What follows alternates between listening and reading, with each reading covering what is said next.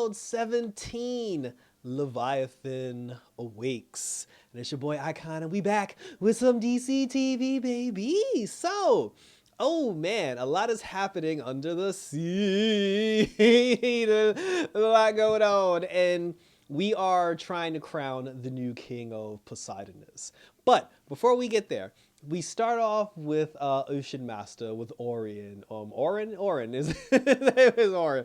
So they've got Orin, because again, when we talked about Ocean Master last time, I was just like, okay, Lady Shiva cut his head off, so why he in Atlantis? Aquaman ends up bringing in the services of McGann Morris or McGann Kent, like they bring him in, and they bring her in, and she said, Aquaman basically wanted her to go into his mind and to find out, what the truth is. And, McGann did find out the truth that he is in fact, well, they found out he was a clone already because of the DNA match, but McGann got brought in to basically dig into his psyche. And first Orm was just like, no, I'm not a clone. He's like, you're trickery, brother. And he was just like, no, brother. He was like, it's true, you're a clone. And, then after a while, he kind of like felt some kind of way, but then he ended up calling for his brother, but then McGann showed up because he was dealing with a crisis.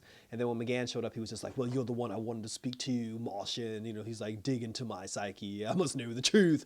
And when McGann went into his psyche, she went back to his birth, like the day he opened his eyes for the very first time. And he was able to see the stuff that McGann could see as well, because she reopened some memories. We ended up seeing Vandal Savage, and they were talking to, I guess, the Ultra Humanoid. He was talking to the Ultra Humanoid, and then they were talking about Simon and everything in the clone. Savage had mentioned, he was just like, hey, listen, he said that the clone is awake, so have Simon wipe his memory clean, and then we're almost ready with the project, and blah, blah, blah. Then they went to a different memory when Savage was just like, okay, all the pieces are in place, and, like the Orin clone, is ready to go, and the Lord Aryan clone is ready. So then we got a little bit of information, because the Orion that the people have been chanting for and they've been wanting him to, take the throne and rule over Atlantis, we find out that he is also a clone.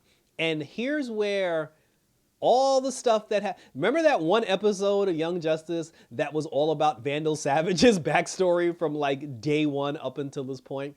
Finally, all that stuff is actually starting to mean something, and it's starting to make sense, because Lord Aryan, he's a descendant of Vandal Savage, and Vandal Savage killed him.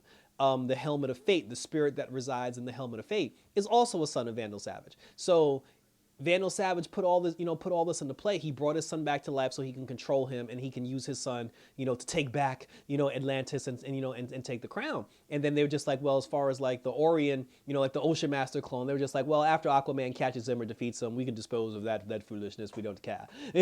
So it's all Vandal Savage. Like it's all Vandal Savage. Vandal Savage is behind the whole thing, and it makes perfect sense. And I'm glad they used that Vandal, because I mean, the Vandal Savage episode where we got his entire backstory was cool, but there was a part of me that was like, okay, what is the point of telling me that Vandal Savage basically birthed every metal, like every metal on the planet? So that was the plan all along. It was just for, Vandal Savage to, to use that clone to retake Atlantis. So now, then Orion starts crying, and he's just like, oh, I'm ashamed, I'm a clone. And then, that's when Aquaman was just like, well, Aquaman wasn't there, but that's when McGann was just like, he was crying and everything, and McGann was just like, yeah, so I'm just gonna let you weep over here. I'm gonna go talk to the king and tell the king what happened, go tell Aquaman what happened before it's too late. So then it shifts over to Connor now, because Connor, his boyfriend, Lagoon Boy, and the girl. And I like the girl. Like, her presence, when we saw her last season, I thought we were basically done with her the moment he dropped her off at Atlantis.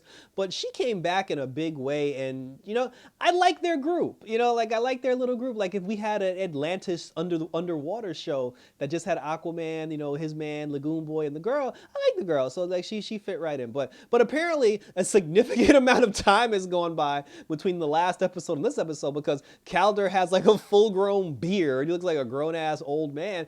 And the girl had said, she was like, we've been down here for weeks. And I was just like, weeks? I was like, we just saw, so it's pretty much been weeks. It's been a few weeks since, from episode 16 to 17, to the point where the man got a full grown beard. And they end up finding the lost city of Atlantis. And then there's like this big Leviathan monster, but they end up finding the crown. The true crown of Orion, like the true crown of the rightful king of Atlantis that was created by the Lords of Order, which we saw in the Vandal Savage episode. So Calder and everybody, they get their hands on the crown. There's more talk about Calder, taking a break. This whole thing was based, this whole Aquaman under the water, under the sea. Atlantis storyline was just based on Calder getting some sleep. So, so he got his, but they were talking about him behind his back about how he needed to get some sleep. And then they find the crown, and then they end up going back to, Atlantis so they can tell Aquaman, like, hey, we got the crown, whatever. And then, do this whole thing to find out if the Orion that we see is really the one true king of Atlantis. So then in the final storyline, they actually, like the kings and queens of all seven kingdoms, they come together and they end up doing a vote because they were just like, it's been weeks and the people are still chanting for Orion. They still chant his name. He still speaks of the prophecy. He's still the prophecy, the true king of Atlantis. And they basically did a vote to decide if they should actually give him that title and give him the crown. And the other rulers of the other kingdoms, they agreed to do it because they felt that if they didn't give like Arion the crown, they felt that their own towns, their respective cities would rise up against the kingdom. So, and Aquaman even said, he was just like, so just to hold on to your power, you would hand over the throne to this, pretender. And then they were just like, yep. So, and then like Aquaman said, he was just like, I'm a king, I'm not a dictator. So if that's the vote, if everybody votes that we're going to give him the crown, he's like, my vote don't even matter because all y'all said yes. So we're going to give him the crown and God help us all. So they gave your man the crown. And they didn't give him the crown yet, but they put him on display in front of the entire Water Kingdom. And he was going to give a speech, which was Vandal Savage's plan all along. Like Vandal Savage's plan was to get him on the throne of Atlantis so Vandal Savage could control Atlantis. But then when Calder and the rest of the gang finally came back, that's when the clone Arion kind of like, that's when the programming kicked in. And he was like, oh, Calder, you have something that belongs to me. And he took the crown. But when he put the crown on his head, the Lords of Order, for the first time, finally decided to get involved. Because every single time we bring up the Lords of Chaos and the Lords of Order, the Lords of Chaos, they're always sending Clarion or somebody down there to do some dastardly deeds. And the Lords of Order are just like, oh, we will not intervene. It is not the way the scales will balance. And I'm just like, really, dude? But they finally interjected because for some reason, out of all the stuff that they've been doing before, this is a problem for them now. Like a clone Arion, like wielding the power and wielding the throne, that's where they draw the line apparently. And they use their power to basically destroy the clone, and they killed Lord Arion. And then that's when Mera swooped in. She picked up the crown, and they even took the power back because she was like, the crown no longer has its magic because the Lords of Order took the magic back because they were just like, yo, y'all tried to play me. Y'all tried to play us, so we're going to take back the power. And then that's when Mera was just like, oh, people of Atlantis, he was a false king. He wasn't the real king. Your one true king of Atlantis will always be Arthur, the Aquaman. And then that's when Aquaman was like, no. He was like, let's be honest. As far as the prophecy is concerned, he was like, it is my wife who was one of the three sorcerers that saved Atlantis, and she's been bred to be queen since day one. I'm just a half-breed from the lighthouse. And then he was like, she is your one true king that the prophecy spoke of. And then everybody was just like, well, shit, yeah. And then like all the other kings, whatever, like they agreed. And they're just like, yo, get that girl the crown. They put the crown on her. And now Mera is the undisputed. They actually called her king, which I thought was funny. Like they didn't say like she's the overall, supreme queen of Atlantis. They legit called her the king of Atlantis. So I was just like, all right, we doing that. And now we're calling Arthur like Lord Arthur or whatever. So Lord Curry.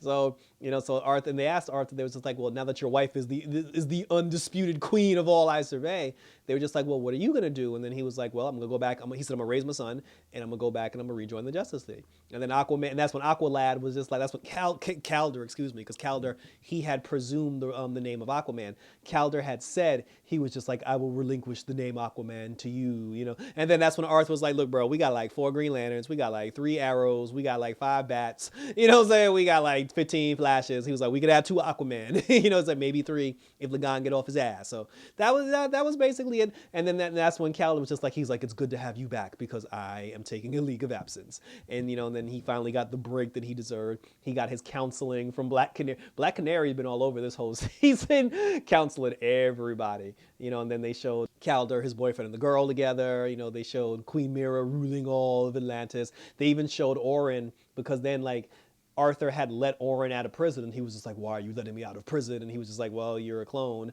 And like Magan had wiped his mind clean of all the programming. And then he was just like, we're not going to hold you responsible for what the original Orin did. And then he was just like, we can't hold you in prison because you were mind controlled. So he's like, basically, you're free to go to live your own life and do what you want to do. But he did call him brother, and he said, whenever you're ready to talk, brother, he was like, let us speak. And then Orion took the crown. He took his Ocean Master crown and he dipped. And that's how that storyline ended. We put a nice little bow on the Atlantis saga.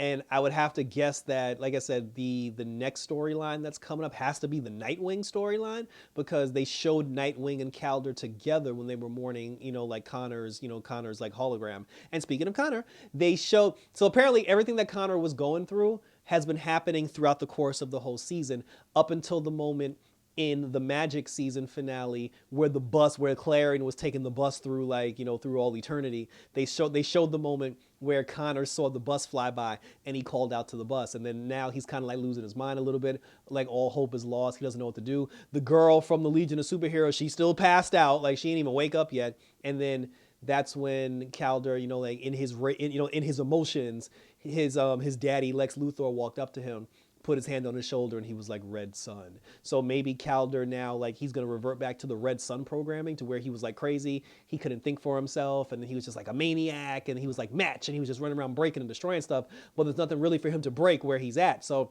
I don't understand the relevancy of Lex Luthor in that moment, because it's not like Calder can really do anything. But the girl gonna wake up eventually and like bring him back. But Zatanna's working on a way to bring him back, so Zatanna's probably gonna bring him back before the season's over, and we will tune in to continue to see what happens with that.